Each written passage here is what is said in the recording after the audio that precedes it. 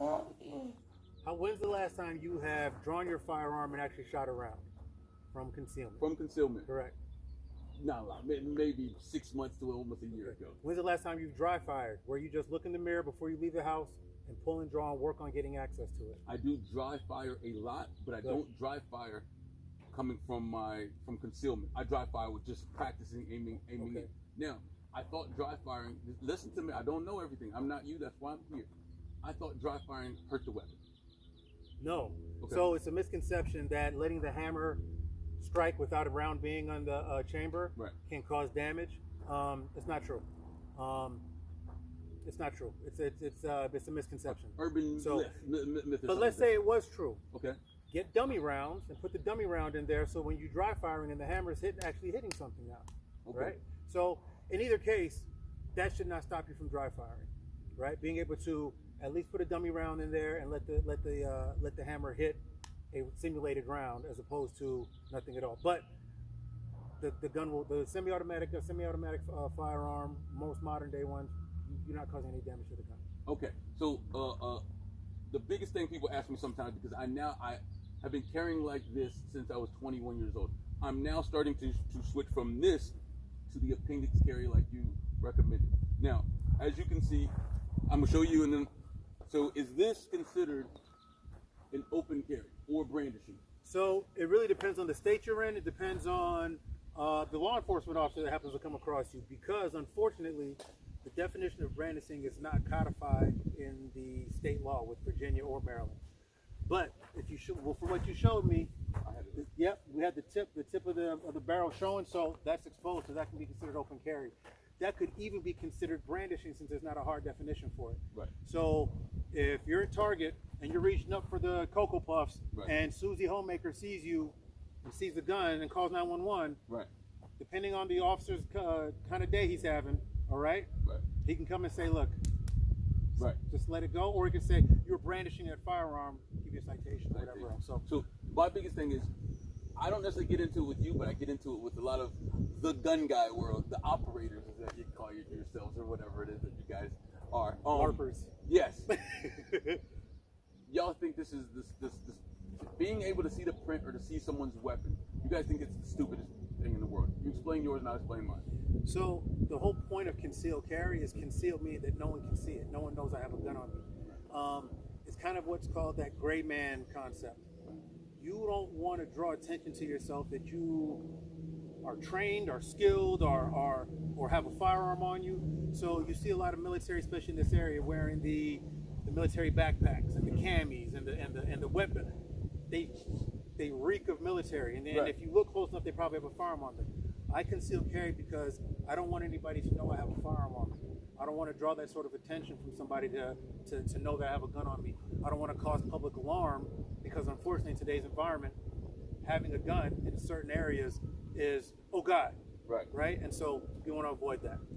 My biggest thing was, and I understand that one, but mine was reversed. Mine was, I want to be left alone. I don't mind the bad guy seeing that as a weapon, because now to me, that bad guy's going to have to, however it is to get the weapon before. I didn't want him to see me as a lane before, a sitting duck, an easy target.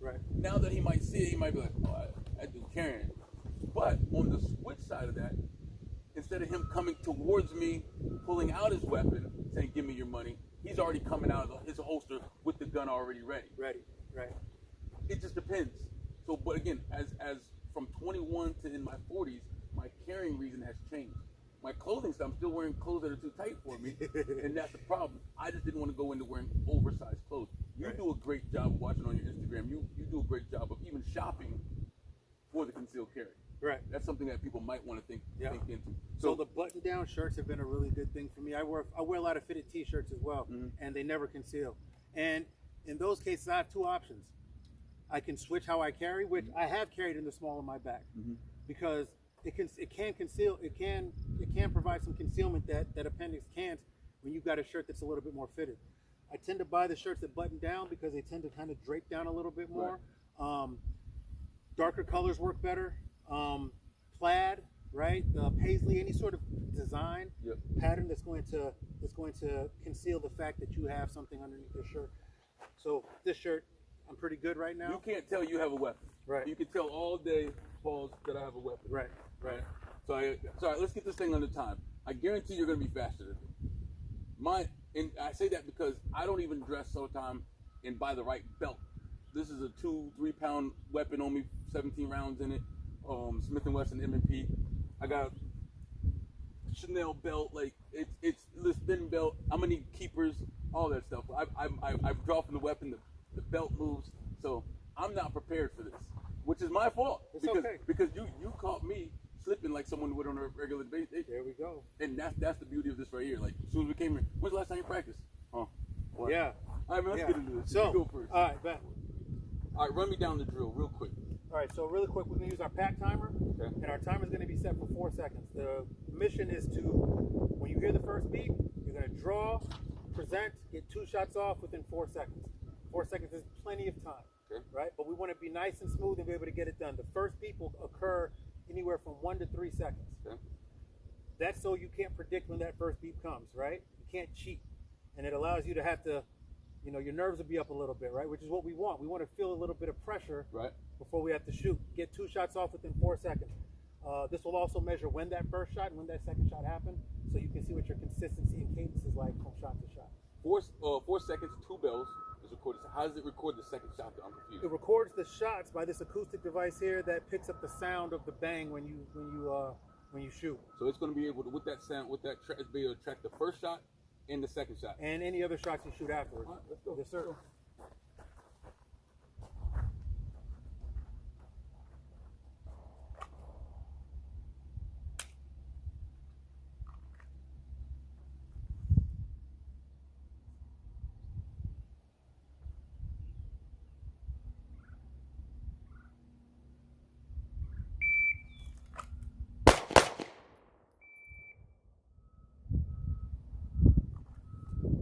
All right. I know I'm not beating that.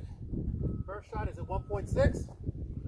Second shot at 1.95. 1.6. Okay. Yeah, and we stayed inside of our A-ring, which is what our goal was. All right, go straight from there. I'm good. All right, here we go. So, hey man, I want no smoke. I want to do none of your shit today. I don't even. Your girlfriend looks good though. Shit.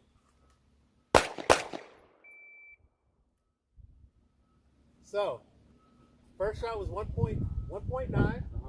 Second shot 2.2. I chucked it. However, Yeah. Was it the C? that's your first shot. Yeah. Second shot came back in. Yeah. That's your first That shot. first one, I know I chucked that bitch. That's your first I shot. do. I chucked it. Hey man, appreciate that. Absolutely. You still want a jack.